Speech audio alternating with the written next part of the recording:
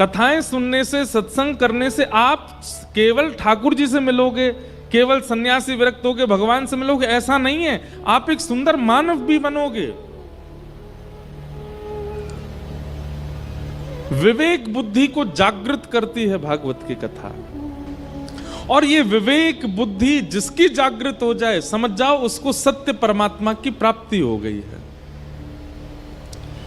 कई बार ऐसा होता है कि 50 वर्ष की आयु होने पर भी विवेक नहीं उठा, और कई बार ऐसा होता है कि 18 वर्ष की आयु में विवेक इतना जागृत हो गया है कि वो व्यक्ति 18 वर्ष की आयु में वो हासिल कर लेता है जो 25, 30, 45 वर्ष की आयु में भी नहीं कर पाए।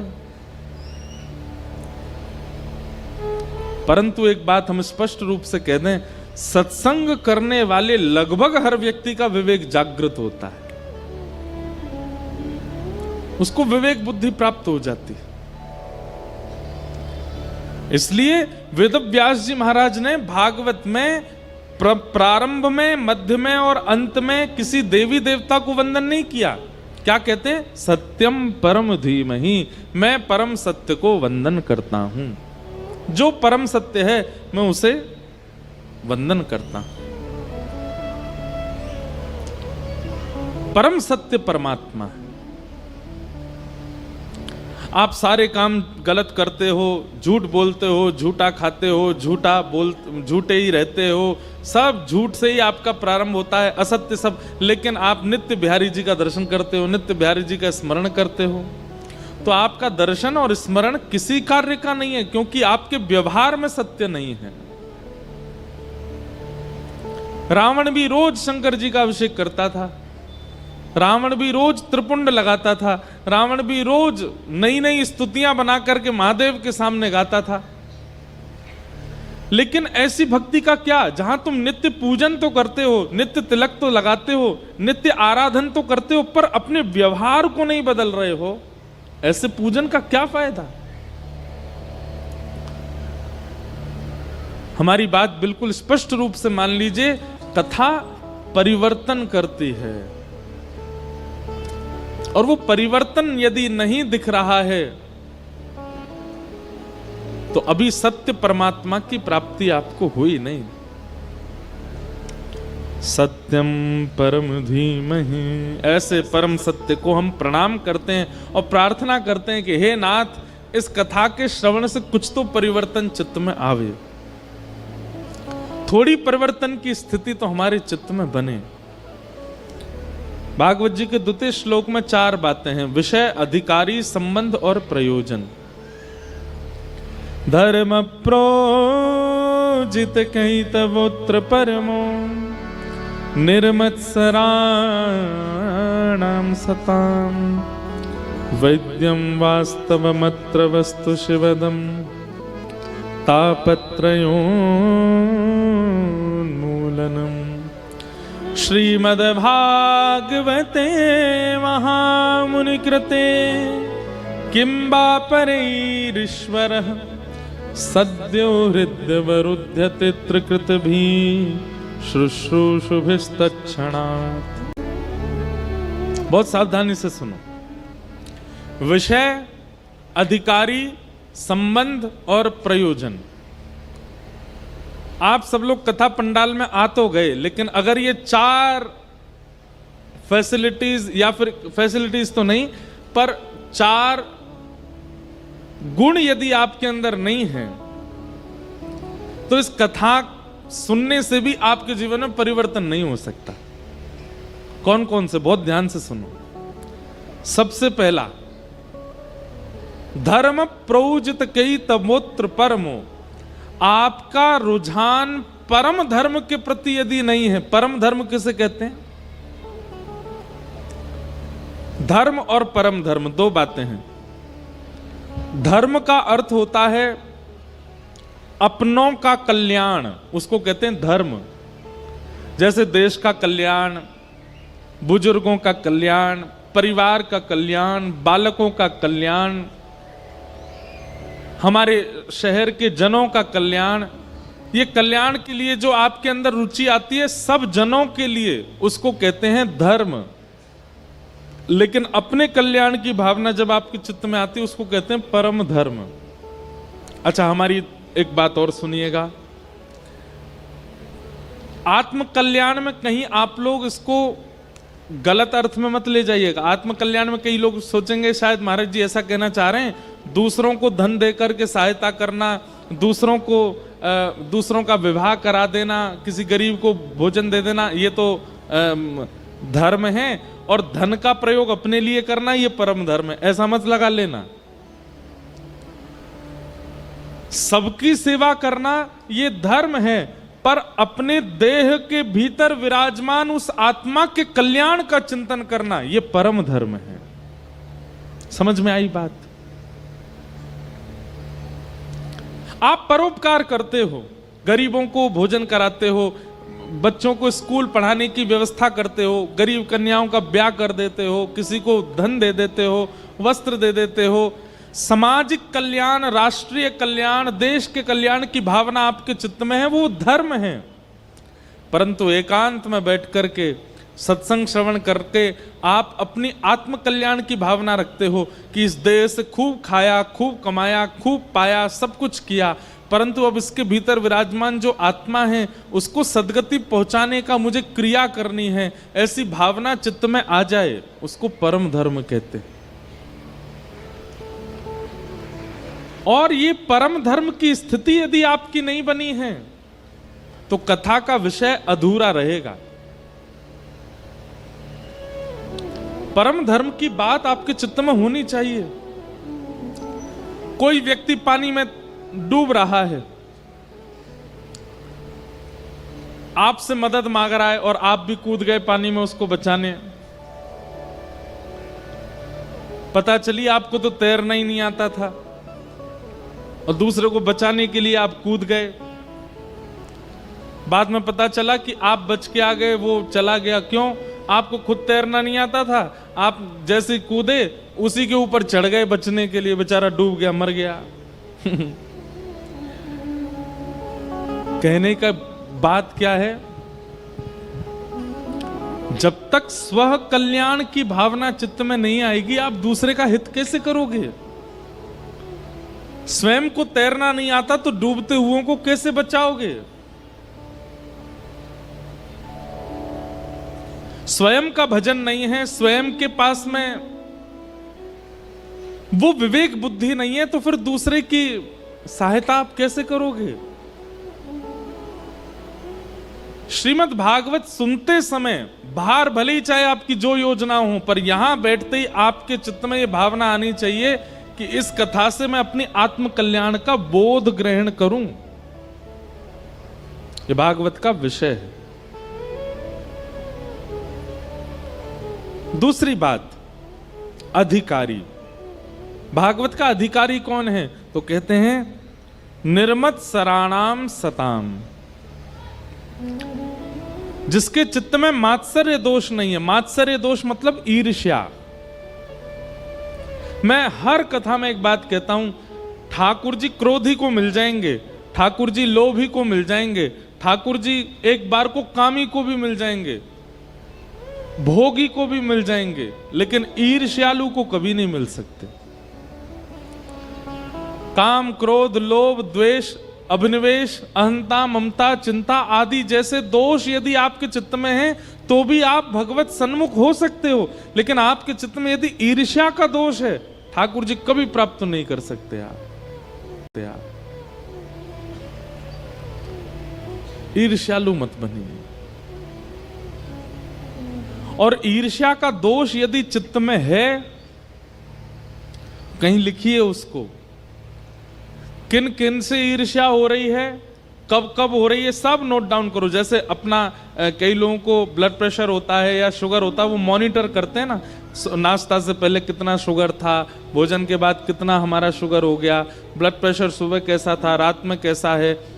ऐसे लोग मॉनिटर करते हैं और मॉनिटर करके फिर डॉक्टर को दिखाते हैं, तो डॉक्टर उसके अनुरूप प्रिस्क्रिप्शन लिखता है, दवाई देता है और आपका वो रोग ठीक होने लग जाता है। ठीक वैसे ही एक नया तरीका है, अपना के देख लीजिएगा, थोड़ा लाभ तो आपको मिलेगा। काम, क्रोध, लोभ, द्वेष आदि आदि आदि जो अवगुण है उनको नहीं, केवल ईर्ष्या को मॉनिटर कीजिए। कब कब ईर्ष्या होती है, किसको देख के ईर्ष्या होती है, और कैसी बातें सुन के ईर्ष्या होती है। ईर्ष्या अधिकतर कब होती है? जब किसी की प्रशंसा बहुत ज्यादा हो रही हो, कोई हमसे ज्यादा सुंदर हो, कोई हमसे अच्छा पहन के आ गया हो, कोई हमसे ज्यादा कमा रहा हो, कोई हमसे अच्छा खा रहा हो। इन सब स्थितियों में ईर्ष्या होती है। ईर्ष्या को मॉनिटर कीजिए। और आज की डेट में तो पेन कॉपी लिखने की जरूरत नहीं, फोन है सबके पास। आप हमारी बात को मान लीजिए, 15 दिन में आपकी ईर्ष्या खत्म होगी। ईर्ष्या को मॉनिटर कीजिए। कब कब ईर्ष्या होती है? अब हुई, ये सामने से ये आ रहे थे, इनको देख के हुई। वो बगल में दुकान वाले हैं, उनकी इस बात को सुनकर के ईर्ष्या हुई। परिवार के इस व्यक्ति की बहुत प्रबलता देख करके मुझे ईर्ष्या हुई।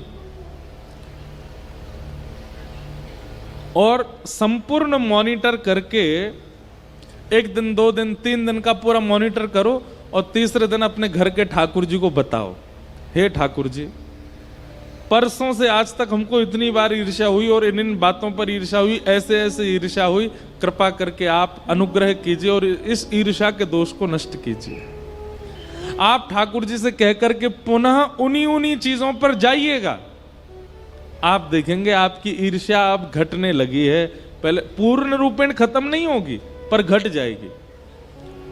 पहले किसी सुंदर को देख के हो गई थी, अब उसकी सुंदरता देख करके ईर्ष्या नहीं होगी। अब मन में भाव आएगा, ये इतना सुंदर है तो यार बतावे बारे हमारे बिहारी जी कितने सुंदर होंगे, इसके पास ये योग्यता है। हे ठाकुर जी, आप भी बड़े सरल हैं, आप भी बड़े बड़े करुणा हृदय हैं, सब पर करुणा करते हैं, कृपा करते हैं, ऐसे भाव आने लग जाएंगे। किसी के बच्चों को बढ़ता देख आपके मन में आएगा, ठाकुर जी कोई बात नहीं, हमारे बालक नहीं बढ़ पा रहे, ठीक है, यहां नहीं बढ़े कहीं और बढ़ेंगे, लेकिन बाकियों के बच्चे खूब बढ़े। ऐसे ईर्ष्या भाव नष्ट होने लगेगा। क्यों? क्योंकि आपने ईर्ष्या के उस दोष को वैद्य रूपी श्री कृष्ण को बताया। हमारे अंदर अवगुण पनपते क्यों हैं? क्योंकि हम कभी ठाकुर जी को अवगुण बताते नहीं।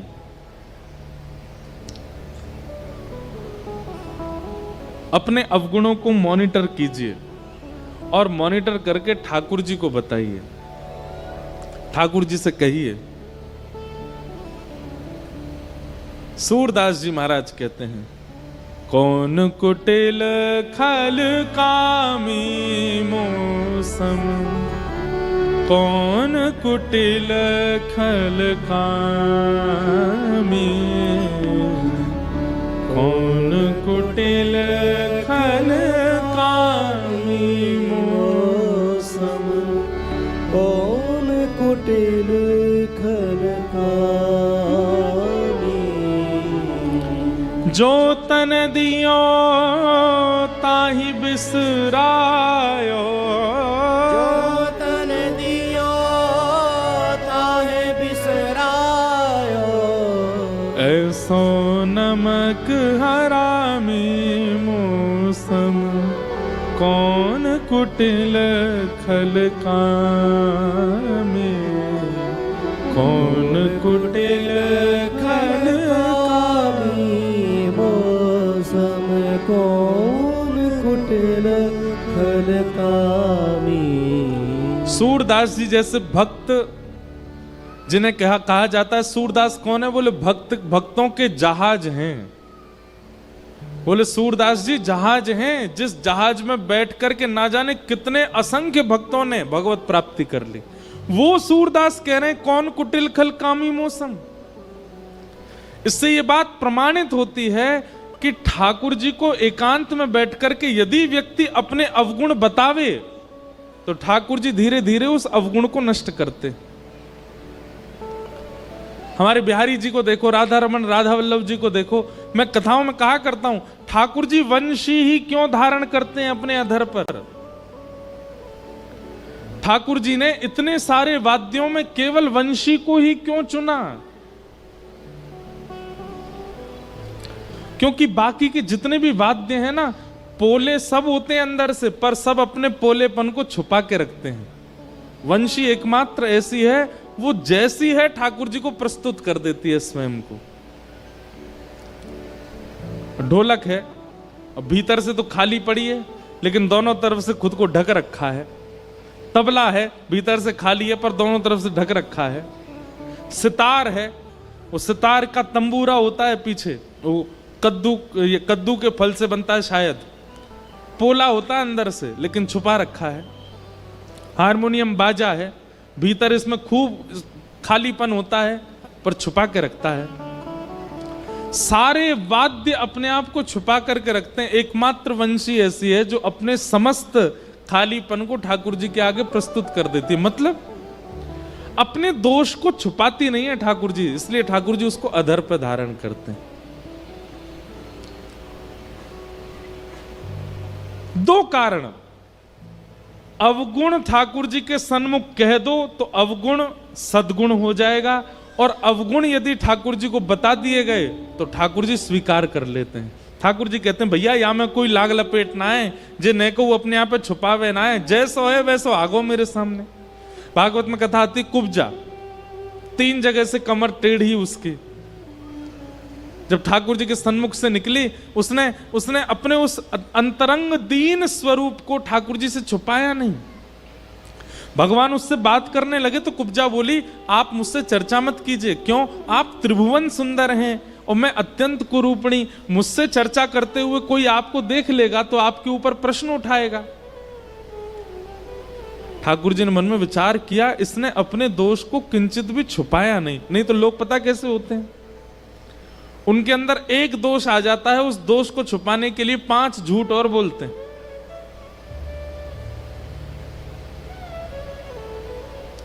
लेकिन कुब्जा ने किसी भी प्रकार से ठाकुर जी के आगे अपने आप को छुपाया नहीं। मैं ऐसी ही हूं नाथ, पर आप मेरे समीप मत आओ। भगवान बोले जो अपना दोष स्वीकार करता है वो मुझे बहुत प्रिय है, इधर आओ। और भगवान ने कुब्जा की थोड़ी पकड़ी, अपनो पाम धरोवा के ऊपर और नेक झटका लगाया, महाराज परम सुंदरी हो गई कुब्जा, स्वस्थ कर दिया ठाकुर जी ने। हम कैसे हैं पता है, बाहर तो सारे गलत क्रियाएं करके आते हैं, लोगों के प्रति दुर्भाव रख के आते हैं, पत्नी पर क्रोध करके आते हैं, बच्चों को भला बुरा सुना के आते हैं, और मंदिर में आकर के चंदन फोटा लगा करके ऐसे बन जाते हैं बिल्कुल हाँ इनसे बड़ा कोई भक्त नहीं है महाराज।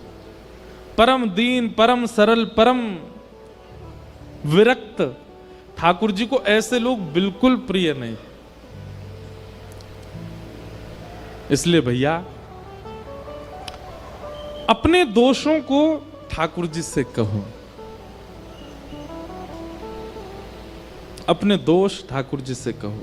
रसिक प्रीतम हित चित की बातें, रसिक प्रीतम हित चित की बातें, श्री गिरधारी जी सो कहिए तलहटी, गोवर्धन की रही ये, गोवर्धन की रही है तरहटी, गोवर्धन की रही है। रसिक प्रीतम हित चित की बातें, श्री गिरधारी जी सो कहिए तलहटी, गोवर्धन की रही है।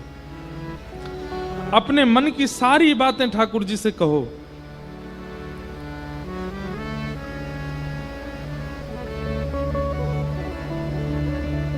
एक लीला चरित्र मुझे याद आया तो मन में भाव आया, सुनाऊं। हमारे ब्रज वृंदावन में एक श्री राधा वल्लभ लाल जी के परम वैष्णव भक्त हुए, उनका नाम था छबील दास जी। क्या नाम था? छबील दास। इनका नाम था छबील दास तांबुली। जब श्री राधा वल्लभ लाल जी वृंदावन में विराजमान हुए तो छबील दास जी की सेवा थी, ठाकुर जी का बीड़ी भोग तैयार करते थे, पान की बीड़ी बनाते थे और लता कुंजों में बैठ करके बीड़ी बनाते। और बीड़ी बनाते बनाते इनके मन में क्या आता, अब पान तो इतना बड़ा, ये क्या करते, बीज से पान को अलग अलग करके छोटी छोटी बीड़ी बनाते। कोई इनसे पूछता, बोले आप पान को बीज से अलग करके छोटी छोटी बीड़ी क्यों बनाते? तो कहते हैं दो भाव हैं इसके प्रति। बोले क्या? हमारे ठाकुर जी भी युगल हैं तो बीड़ा भी युगल जानी चाहिए। और दूसरा भाव ये कहते, बोले लाला को मुखमंडल छोटो सो है, बड़ी बड़ी बीड़ा पावे में कहीं वहां कुछ दिक्कत नहीं हो, ये हमारे छोटी छोटा बनाते थे।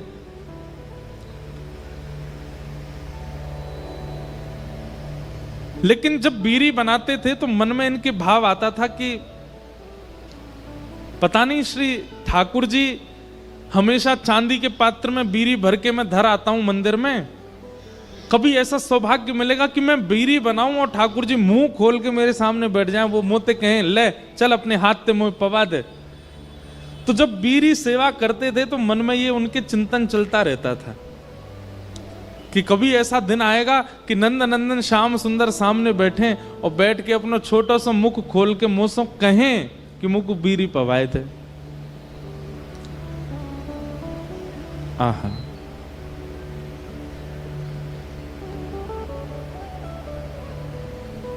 आप नित्य बीड़ी सेवा करते थे। एक दिन श्री हितरवंश महाप्रभु जी विराजमान थे और वो इनकी सेवा से इतने प्रसन्न थे। देखिए, सेवा कोई ना कोई चिंतन करते हुए करनी चाहिए ठाकुर जी की। भले ही आप श्रृंगार करते हो, भले ही आप चंदन घिसते हो, भले ही आप माला बनाते हो, भले ही आप भोग पधराते हो, उस समय चिंतन ठाकुर जी का ही रहना चाहिए। अब ठाकुर जी का भोग बना रहे हैं और बेटों को डांट रहे हैं, बच्चों से लड़ रहे हैं, पति से कुछ कह रहे हैं, ठाकुर जी स्वीकार ही नहीं करेंगे उस भोग को। जब कुछ सामग्री घर में बन रही हो तो नेत्र बंद हो, चिंतन चल रहा हो कि हे श्याम सुंदर, कभी आप सन्मुख बैठो, मैं अपने हाथ से आपको पवाऊं, ऐसी कोई शोभा हमें प्रदान करो। या फिर कुछ भी बनाते बनाते मन में विचार करो, अभी तो ठाकुर जी घर की सेवा है, नेक नेक आपको पवा रहे हैं, कभी संभव होएगा 56 भोग बनाएंगे, कभी ऐसा बनाएंगे। कुछ ना कुछ भगवत भाव का चिंतन उस समय मन में चलते रहना चाहिए, तो ही सेवा श्रेष्ठ मानी जाती, तो ही सेवा स्वीकार होती। सब लोग इधर देखो, इधर देखो, कथा सुनो।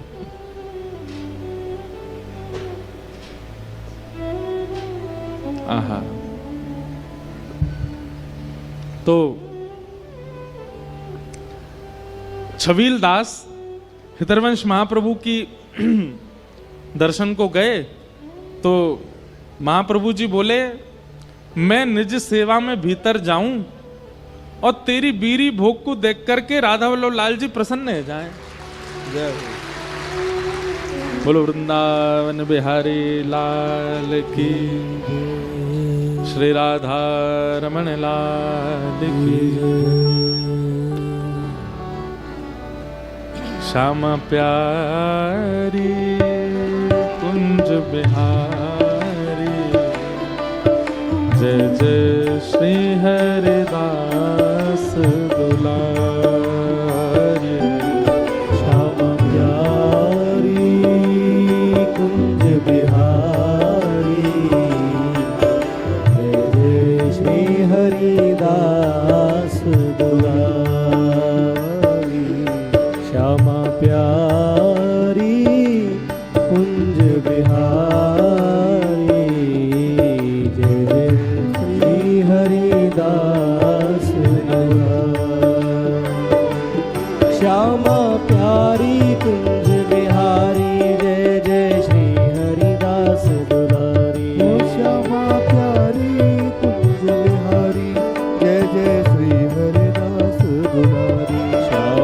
प्यारी कुंज बिहारी, जय जय श्री हरिदास दुलारी, श्यामा प्यारी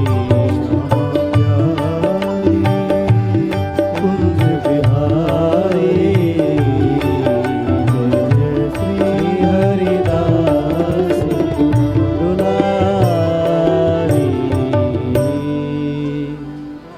श्री वृंदावन बिहारी लाल की। परम आनंद परम सुख हमारे श्री कुंज बिहारी लाल जी के परम लाडले और श्री गिरिराज जी को अत्यंत सुख दे में ऐसे हमारे बाबा चित्र विचित्र जी महाराज पधारे हैं, आपको खूब खूब वंदन। और ठाकुर जी की तो ऐसी कृपा है रही है कि हम ब्रज में ना मिल पामे दोनों, पंजाब में मिलनो है रो हमारो। तो अभी कछु दिना पहले अमृतसर में मिले और अब यहाँ सुनाम में मिल रहे हैं। इतनो मिलन तो हमारो ब्रज में ना है पाए जितनो पंजाब में है रो। आप सबन को धन्यवाद कि